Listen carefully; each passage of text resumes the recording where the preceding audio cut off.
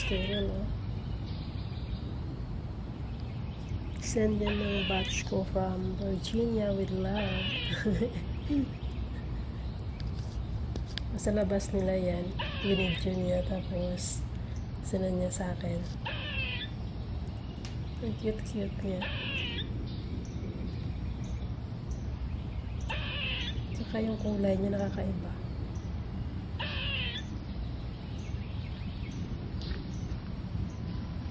Yun, makita siya. Ang cute-cute.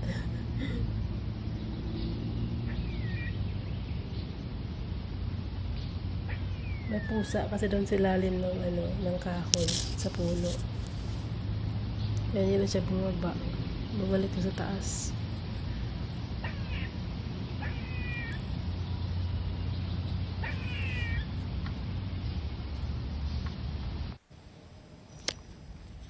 At ito naman, ito yung mga flowers niya.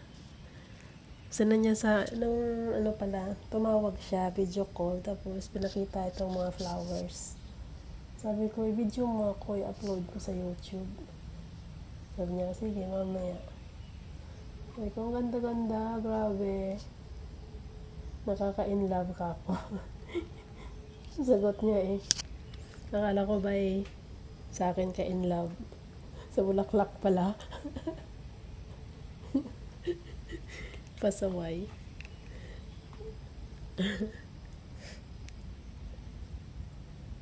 Ang ganda-ganda talaga ng mga bulaklak, oh. Pagising mo tapos pupunta ka dyan sa bintana, makikita mo yung ganon. Wala ng pagod, wala ng stress. Kapag makakita ka ng mga gandang bulaklak.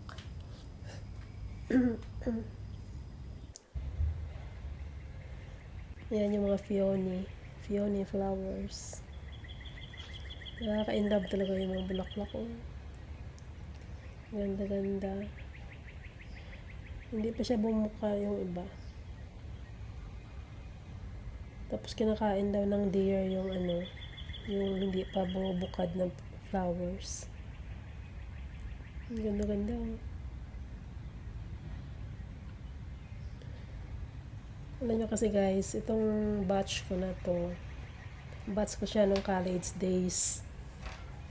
Classmate kami, magkaklase kami ng first semester lang. Kasi nag-transfer siya ng school.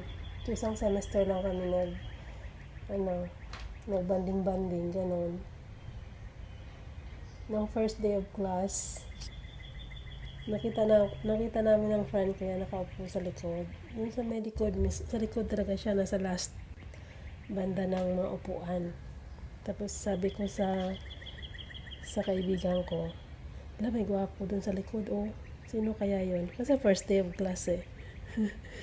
Tapos sabi ng friend ko, huy, pamangkin ng may-ari ng school yan. Hindi tayo pansin nun. Kasi ang gwapo niya. As in, kinikilig yung thunders. Naalaala ko lang kasi yung mga panahon na bata pa. Tapos sabi ng kaibigan ko, naku, hindi tayo mapansin noon. Pamangkin ng may-ari ng school yan. Sabi ko, ay sayang. Sabi ko gano'n. Tapos, second day, pang third day, ayun, na-schedule na yung acquaintance party namin noon. Hinahanap namin siya. Hindi namin siya nakikita. Yun pala, hindi siya nag-attend. Kasi wala rin siya may isuot. Tapos, anong huli, yun na. Kasi, panghapon ako hapon yung schedule ko sa klase namin. Nauuna ako palagi, tapos nagbabasa ako ng notes, yung ganon. Kasi meron kaming tambayan doon bago pumasok sa school namin. Pagdating ko niyan, maya-maya nandyan na siya.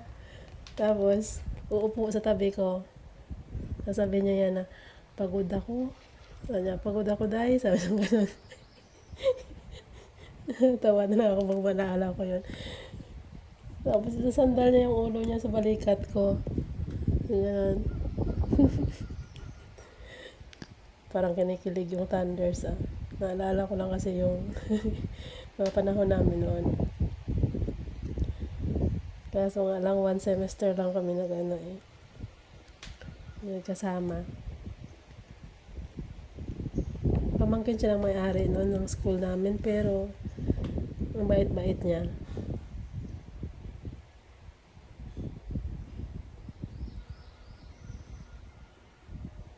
Ang ganda ng mga tanim niyang bulaklak oh.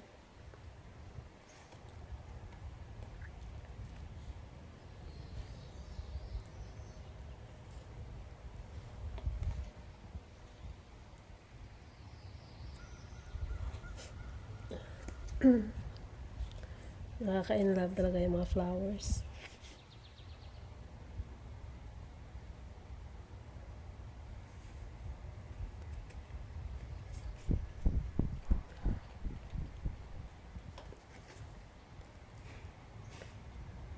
Nung college days kasi namin, para kasing, ano ba, emu-emu, yung ganun. Para may emu ba? Siyempre, mga bata pa. Yung sa kasabihan na love to look, ashamed to talk ba? Yung ganun.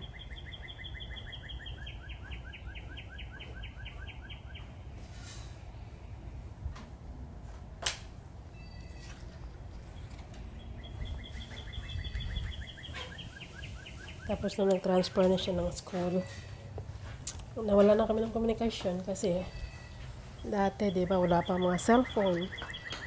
Love letter lang.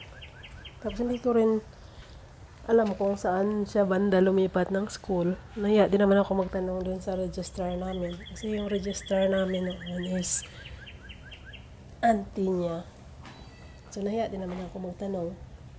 Kaya nawalan kami ng komunikasyon. And thanks sa Facebook, na-search ko siya. Na-search ko siya sa Facebook, tapos nag-message ako sa kanya. Message request pa yun. Imagine, 6 months bago niya nakita yung message ko. Grabe. Kasi yung time na yun, hindi rin siya mahilig ng Facebook. Tapos busy rin sa trabaho. So mula noon na yun na, nagtatawagan, nagchat-chat. Kaya ang ganda lang yung samahan namin noon kasi mga bata pa noon eh. Nakakilig.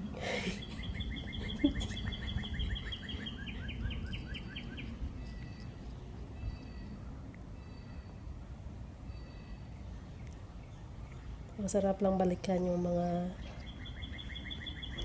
nakaraan nung nag-aaral pa.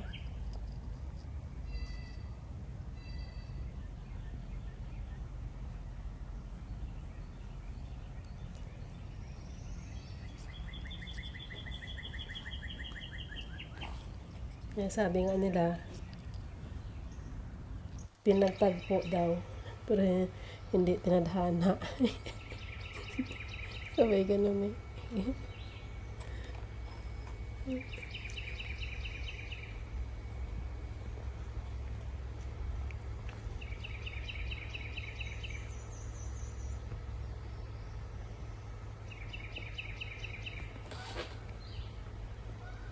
Ang ganda-ganda talaga niya.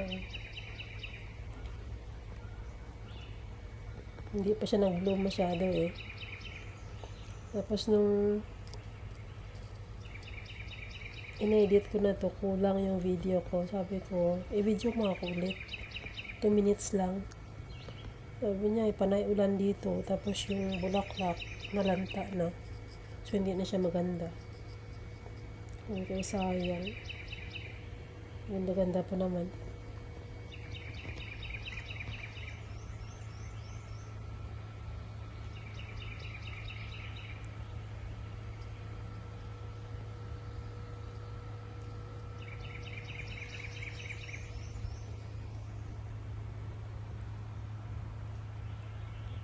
Ganda.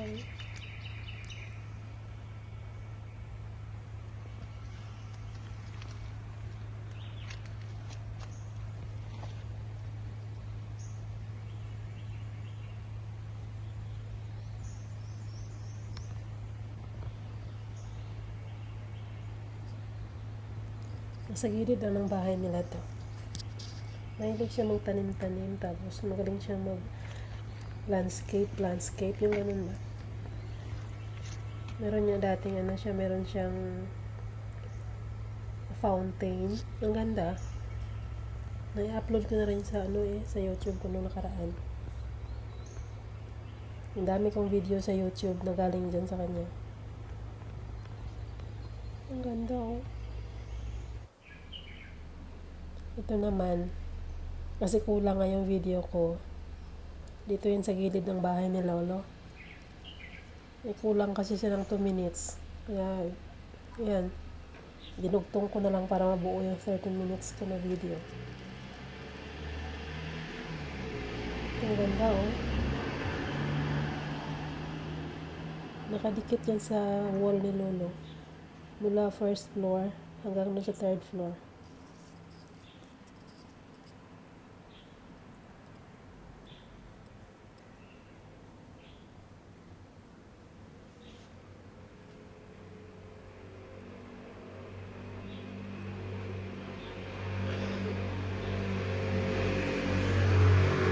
So, nakadikit yan siya sa wall. Hanggang yun sa taas sa third floor sa room ni Lolo.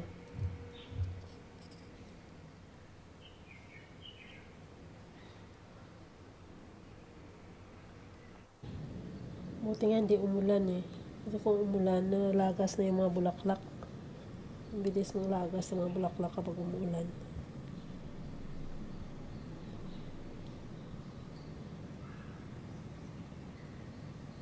Mag-voice over na lang tayo nito guys kasi puro na lang CPR yung upload, yung video natin. Kaya voice over na lang muna tayo.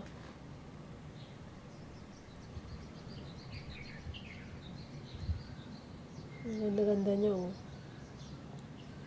Nakadikit yun siya sa wall. Ang ganda-ganda ng bulaklak na ito. Mega love shout out to all teams. Kay Madam Joy, nandyan palagi nag-support. Si Sisi G, Mihos, thank you so much Sisi. Hindi pa siya bumukad. Yung iba. Madam Risa, thank you so much.